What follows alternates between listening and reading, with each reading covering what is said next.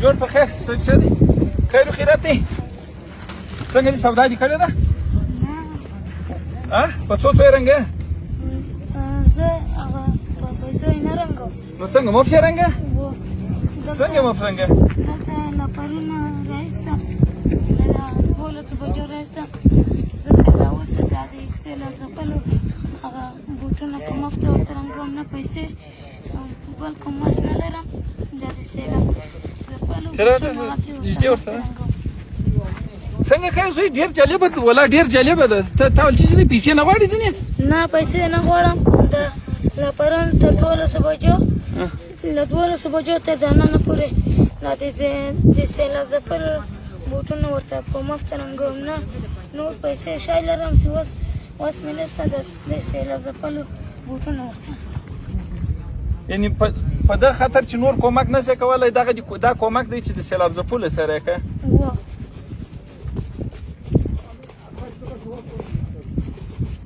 څو جوړې دي د پرون راهیسې چې څو جوړې رنګ کړي دي 15 یا شپږ څلوېښت دغونه دي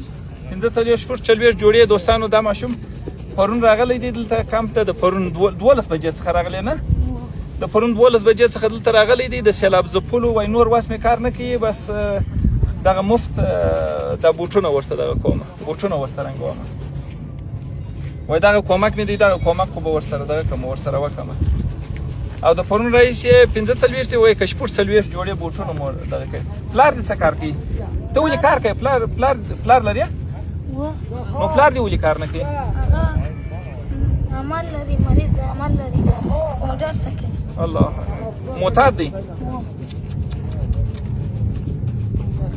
دی د خپل کور نانور دی دوستان زه یې پوښتنه در څخه کوم که ته پوه شې چې ستا یوه دعا قبلیږي او یا درته وایم چې وایم ستا غټ ارمان څه شي دی چې نن څه شي پیدا کړې ته خوشحاله کېږي زه دا نن چې شی پیدا کړم چې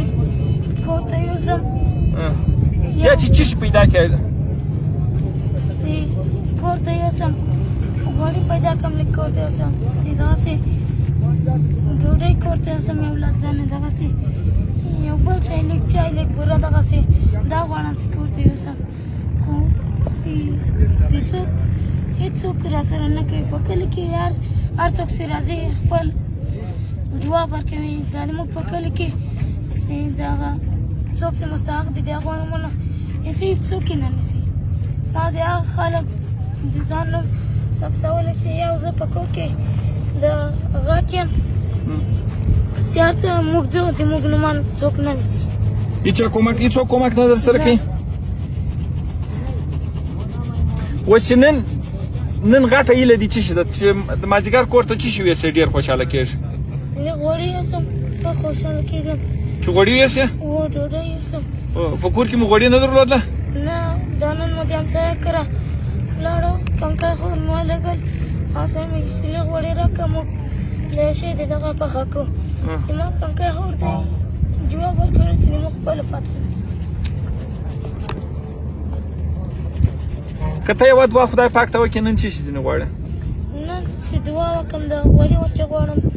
چې پیسې پیدا شي راته ډوډۍ غواړم چې خدای ما ته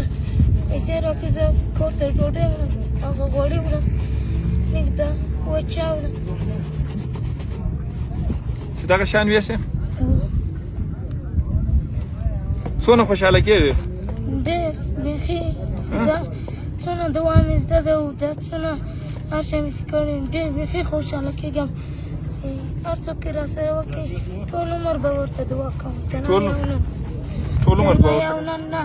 دا ټول عمر هم په لمونځ کې هم په هر شی چې په هر شی کې به ورسره دعا کوم یعنې غټ ارمان دې دغه دی چې کور ته یوه ډبه غوړي ویسې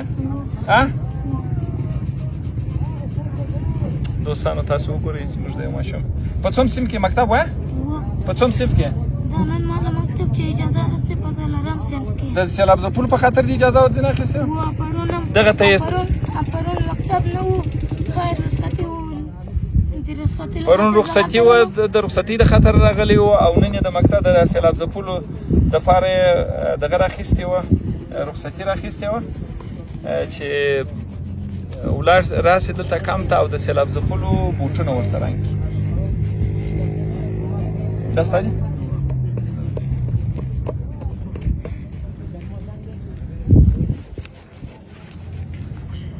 د ژوند غټ ارمان یې دا دی چې نن دغه وکړي غوړي ورته ویسي او وایي که تاسو واورېدله ما پوښتنه چې که ته د خدای پاکه څخه نن یو دعا وکړې او د خدای پاکه څخه څه شي د خدای پاکه څخه څه شي غواړې. د په جواب کې راته وویله چې زه د خدای پاکه څخه یوه ډبه غوړي غواړم چې هغه خوندي مو خور مې نن د همسایه کور ته واستوله او غوړي یې ورته دا دی. زه به د غوړو پیسې هم درکړم، دا د غوړو پیسې، دا د غوښو د دغه پیسې. صحیح شوه؟ دا دی چې تا دونه کاکګي وکړله چې دا 2 ورځې د سیلاب ځپلو دغه کې دا دی هم د غوړي پیدا سوله، هم د غوښ پیدا سولې، هم د چای بره پیدا سوله او هم وچه ډوډۍ پیدا سوله. صحیح شوه؟ دا ستا هم بوټونه رنګ سوله. بس خدای پاک دې داسې احساس هر چاته ورکړي. یو ماشوم راځي د مکتبه څخه رخصتي اخلي، ډېر جالبه ده والله، د اندازې څخه زیات ماته خپله د اندازې څخه زیات جالبه ده چې یو ماشوم دومره احساس ولري. بس دا خود د خدای پاک ورکړه ده، دا احساس د خدای پاک ورکړه.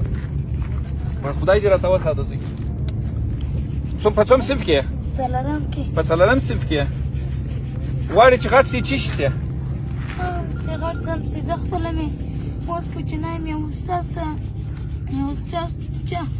زه خپله مې درس اخلم، خپله آینده ته فکر کوم. زه غواړم چې غټ سم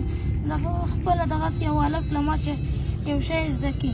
داسې نه چې زه به غواړې چې ډاکټر سې، معلم سې، پیلوټ سې، معلم سې، معلم سې غواړې چې معلم سې. خدای پاک دې د ارمان درته پوره کړي زوی، خدای دې د ارمان درته پوره کړي. تاسې هم دعاوې ورته وکړئ دوستانو چې خدای پاک یې د ارمان ورته پوره کړي.